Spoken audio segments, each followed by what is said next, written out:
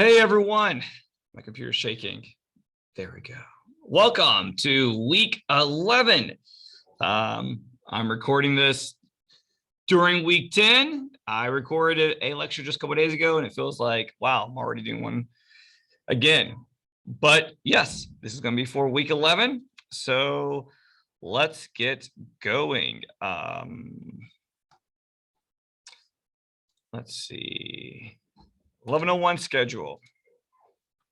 Okay, so look, you are, when you're watching this, you're gonna have already submitted your compare contrast essay. I'll be working on those, trying to get those graded within a week or two.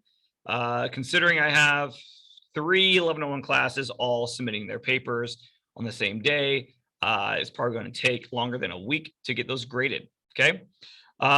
We are moving straight into the next essay. All right, the next activity, the next major thing to get accomplished for this class, which is the argumentative essay. All right, and so it's crazy because we only have, looking at the schedule here, we have this week, week 11, and then we have 12, 13, 14, 15, and then that's when your paper is due, is before Thanksgiving. It's crazy to think that like in a month we're gonna be done. Okay, so we're gonna get straight into it. I'm gonna go over today argumentative essays in general, like an overview. I'm gonna use a PowerPoint. I've already posted the PowerPoint on our Blackboard. It's under instructor lectures.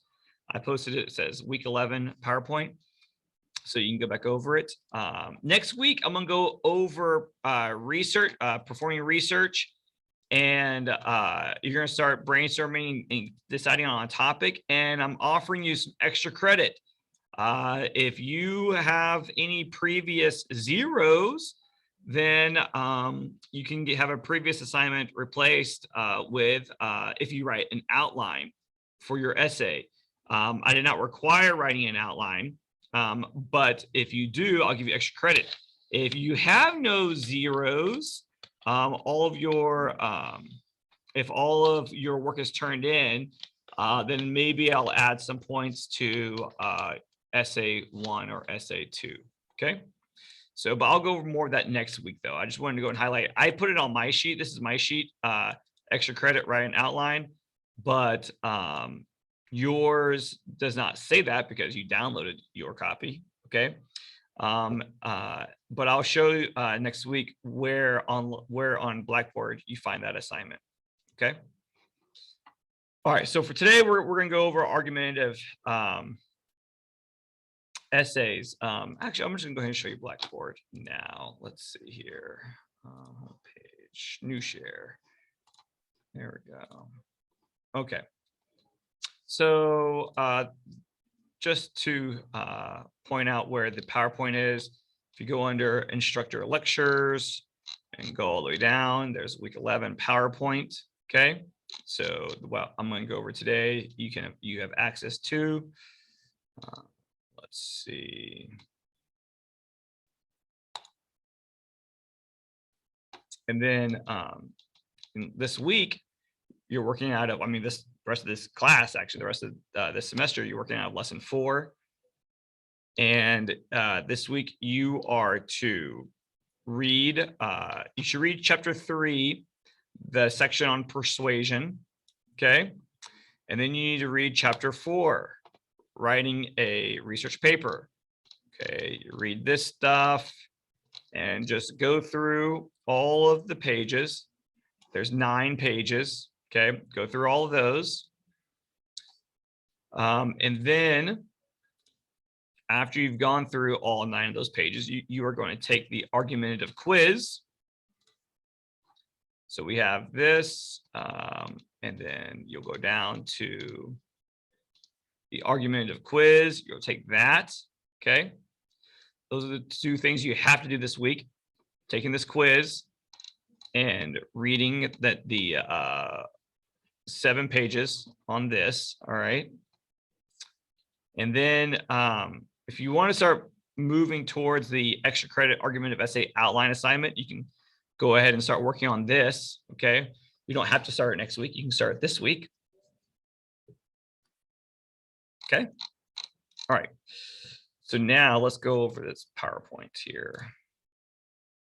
Let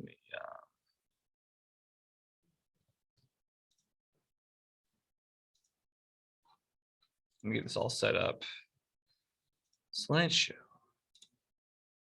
Beginning. Okay. So writing an argumentative essay. This is what you're doing this week. Not this week, this unit. So an argumentative essay is a genre of writing that requires the writer to do a variety of things. Okay, you got to find a topic that you can research and use credible sources on. You're going to have to make sure that you write a well-defined thesis statement. Okay, you're going to have body paragraphs where you use evidence to prove your points, the points that you make in your thesis. Okay, and your goal is to actually convince your reader of your points. Okay. Let's move this little guy. Oops. Hold on. Try to move my sharing screen. You can't really see it. Let's see. Yep, there we go. Widen up. There we go. There we go. All right. Credible sources. So look, this is the paper in which you are going to use sources. We are going to DuPont Ball Library. Ignore that. All right.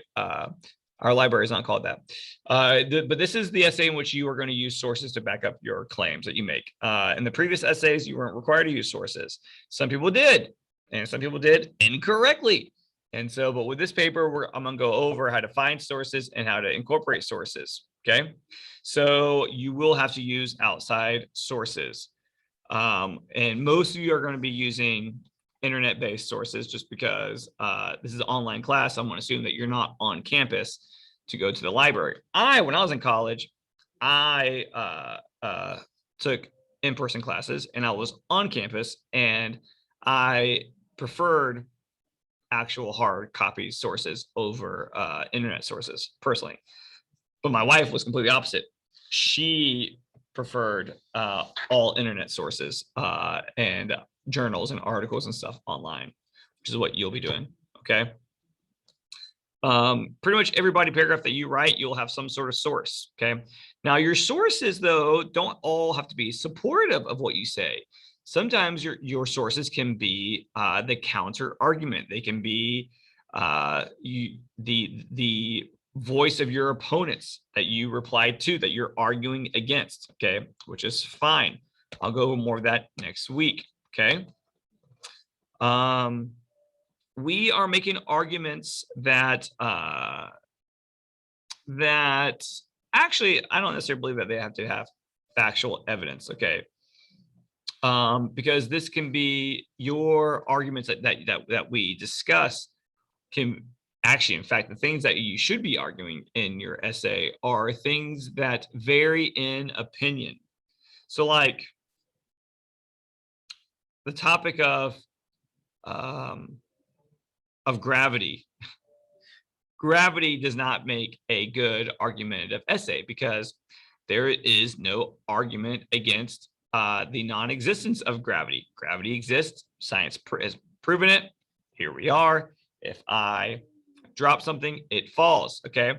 And even if you wanted to argue the nuances of gravity, that like gravity, the gravitational pull is based upon the density of the object, blah, blah, blah, blah, blah, that becomes an informational paper because these are facts that you're talking about. All right. So right here has multiple perspectives and stances. That's what makes a good argument. A topic that is not, there's not absolute fact. All right. Something that where people have varying opinions on it. Okay. All right. So different ways in which you can convey your argument and that you'll do in your paper in ways of sort of different angles of presenting your argument. Okay. can be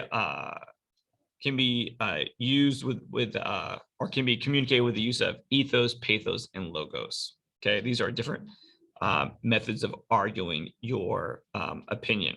One is called ethos, which deals with how qualified or credible is the person in which you are quoting in your source. Okay, ethos is it's the ethical, it's the moral argument. Okay, it's the this is the right thing that should be done, or the right way that we should see something.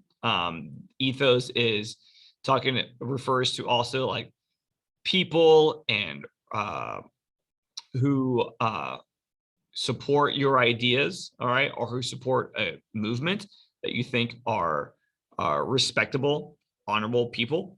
Okay. Then there's also what's called logos, and these are sources that make a logical argument to support your ideas. Okay. It might use intelligence, science, cause and effect. All right. Things that types of arguments that are academic or intellectual. Okay, that's logos that show a cause and effect relationship. And then there is the method of pathos, which is emotional appeals. Okay, trying to move the reader in a emotional way. Okay. All right.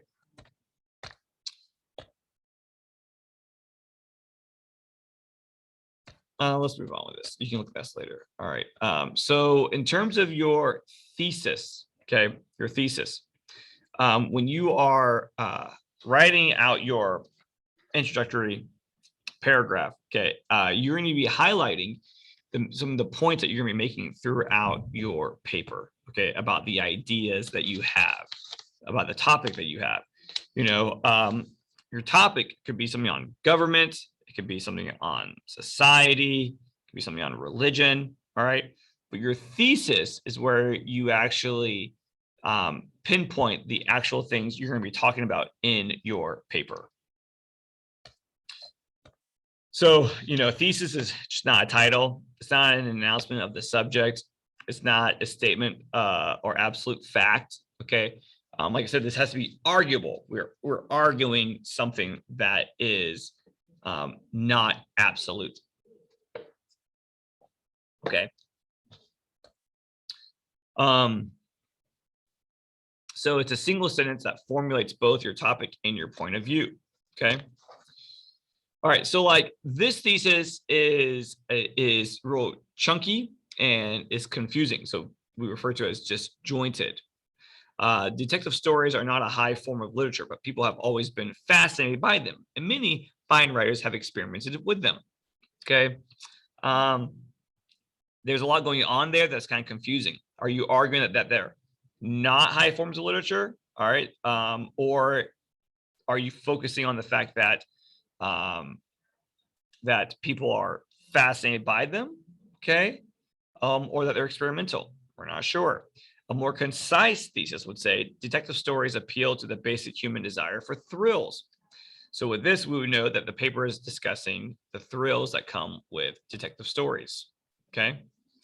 And in your thesis, try to be as specific as possible without providing too much detail. Okay.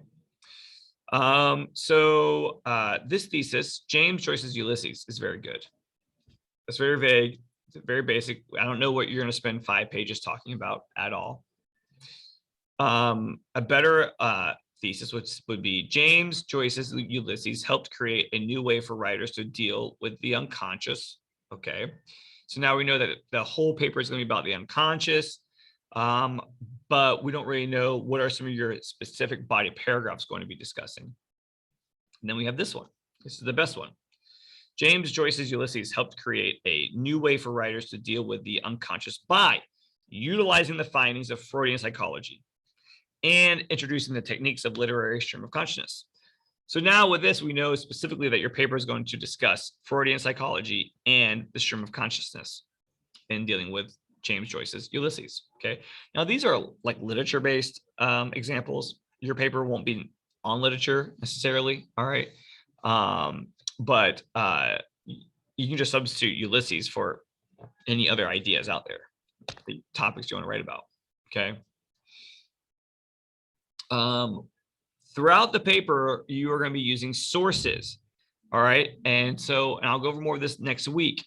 When you're using a source, you always have to make sure that you cite them, that you state where this information came from.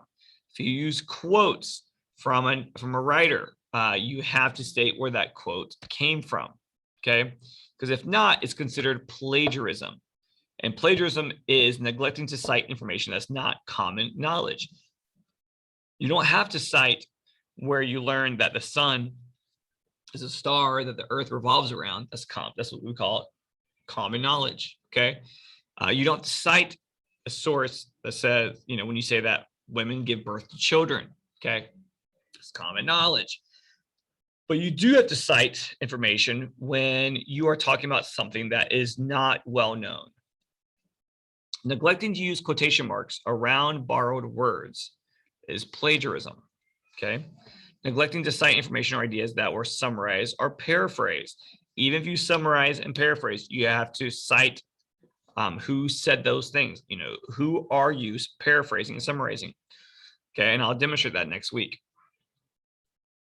Okay. And just real fast, the way that we know if you have plagiarized or accidentally plagiarized is that when you submit your work through turnitin.com through our Dropbox, it reviews all essays and it will pick up all sentences that are word for word stated someplace else, or even phrases stated from someplace else. Okay. All right. Your essay is going to contain what's called a counter argument, which is when you address the claims that oppose your audience. Okay, that oppose your topic.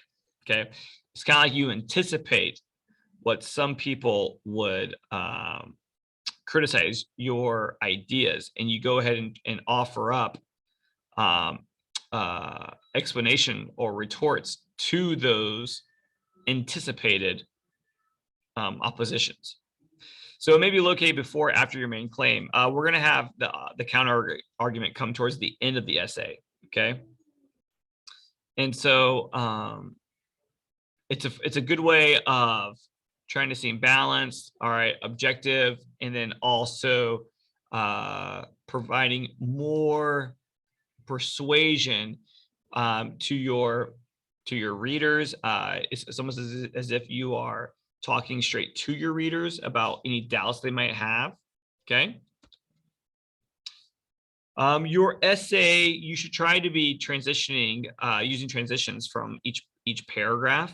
Okay, and link your paragraphs with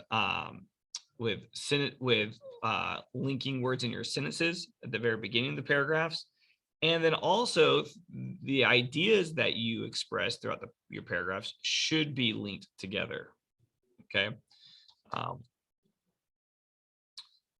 For example, it's a good idea to continue on one paragraph where another leaves off. Picking up key phrases from the previous paragraph and highlighting them in the next can create an obvious progression for readers. Okay. So like this formation can be like this. The first part of the sentence refers to the fact established previously in the essay, while the last part springboards off the given facts to provide more information. All right, and so that way it shows that these ideas are connected. So for example, we have this sentence right here. Overall, Management Systems International has logged increased sales in every sector, leading to a significant rise in third quarter profits. Okay, so that was our sentence. This would be a not very good way to have a follow-up sentence. Another important thing to note is that the corporation had expanded its international influence. The word thing is non-specific. And so it assumes the reader will understand what thing you're referring to previously, okay? So it would be better to write something like this. These impressive profits are largely due to the corporation's expanded international influence. So you connect the previous sentence and ideas about impressive profits to then link it to why you're talking about the international influence. Example 2.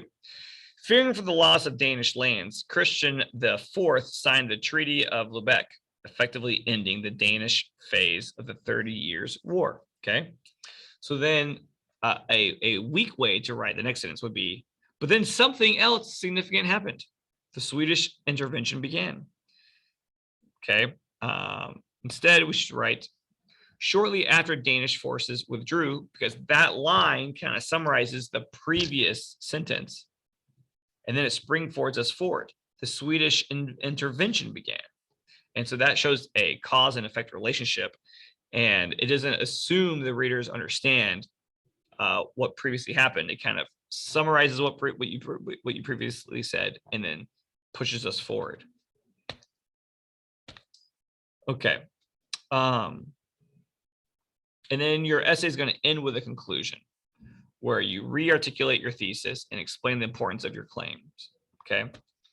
And you provide maybe some solutions to the arguments at hand, some predictions on the future of the argument, all right? And you will finish it off. And so hopefully by the end, your reader, which is me, will be convinced of your ideas, or at least more, well-informed on the matter. Okay. This essay that you're going to start writing. There we go. Okay. The description of it is here. The final assignment. Okay. We're going to have a minimum of 4 typed pages, meaning like 4 full pages, not 3.5, 4 full, 4 going into 5 pages. And it's going to be a total of somewhere between the 1,200 word range, okay? Which means that the topic that you are going to eventually pick and choose needs to be a meaty topic, a topic that you can say a lot about, or that there's at least a lot of research out there that you can use to talk about it, okay? So you're going to be picking a topic.